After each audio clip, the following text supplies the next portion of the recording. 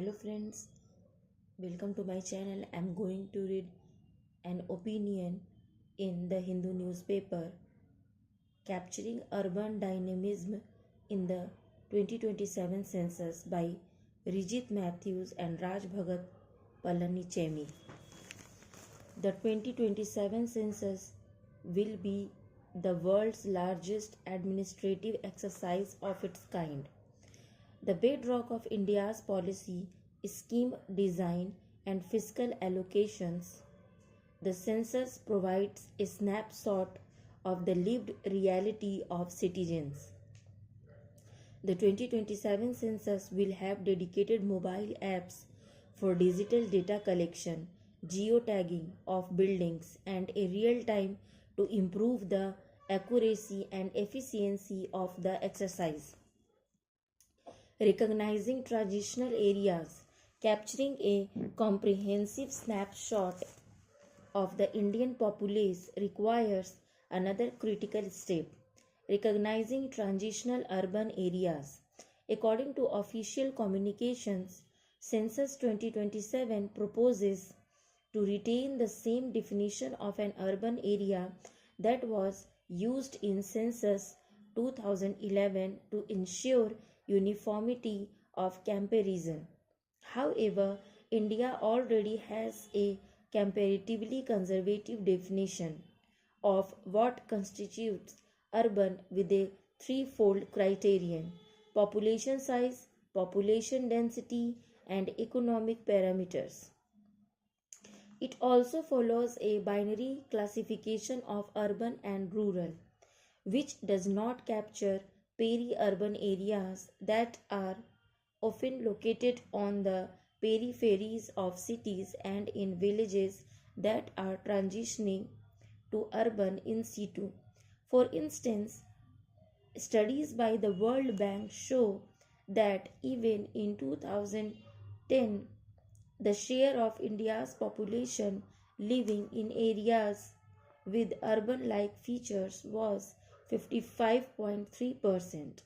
However, Census 2011 recorded only a 31% urban population share, suggesting the existence of significant unseen and unrecorded urbanization. The UN Statistical Commission has introduced a global method, the degree of urbanization, for a clearer delineation of urban, peri-urban and rural areas.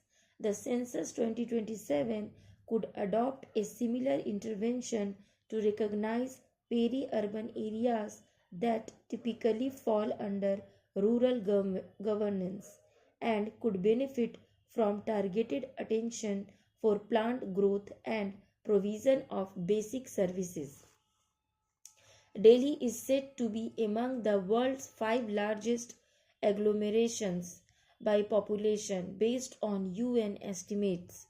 The true extent of Delhi's agglomeration includes the contiguous cities of Gurugram, Faridabad, Noida, and Ghaziabad that span 3 different states' union territories.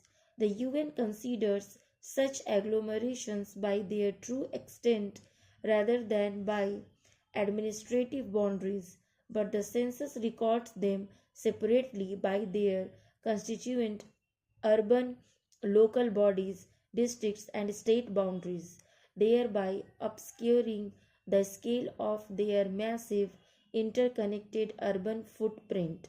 Such agglomerations should be recognized endogenously as well in the census, as they have interconnected economies and shared labor markets.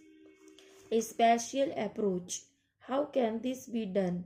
The Census 2027 could adopt a spatial approach through an open access geostatistical portal with due regard for data anonymity, security, and interoperability with other national data sets.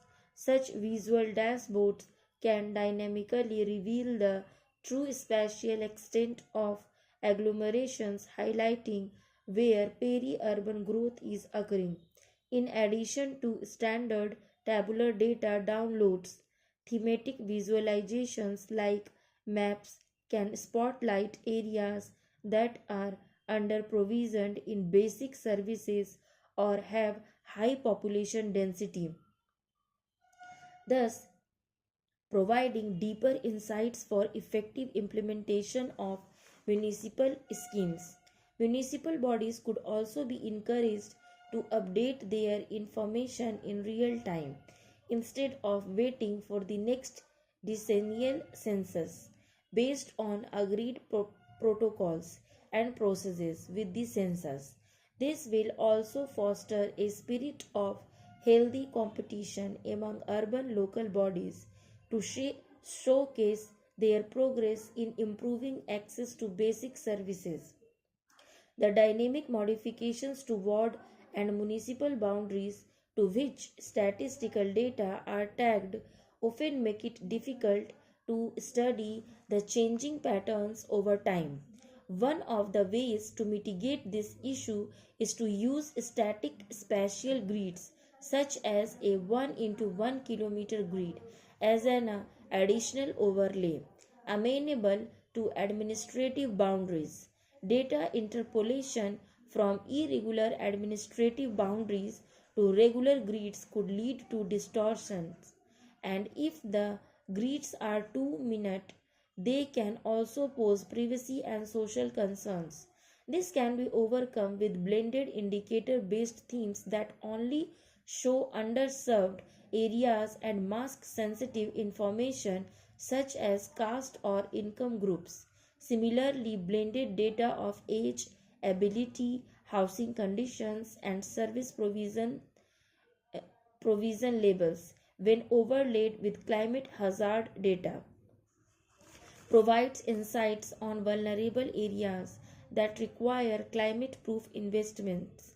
The overlays could also enable trend analysis once time series data get specialized into the grid.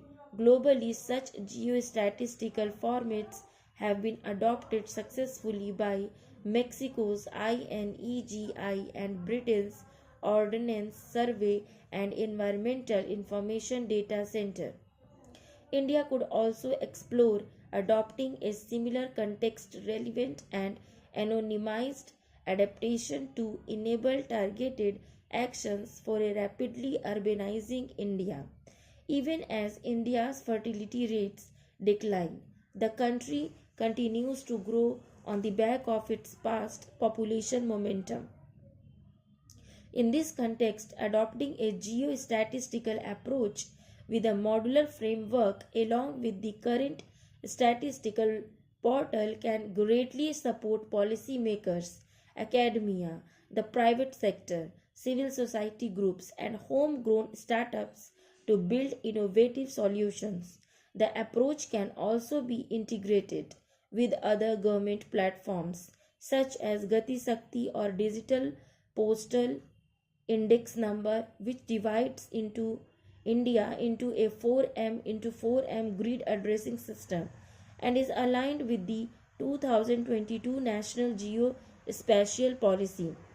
A geostatistical approach holds the potential to maximize impact while steering India towards a more inclusive and resilient urban future. Thanks for listening.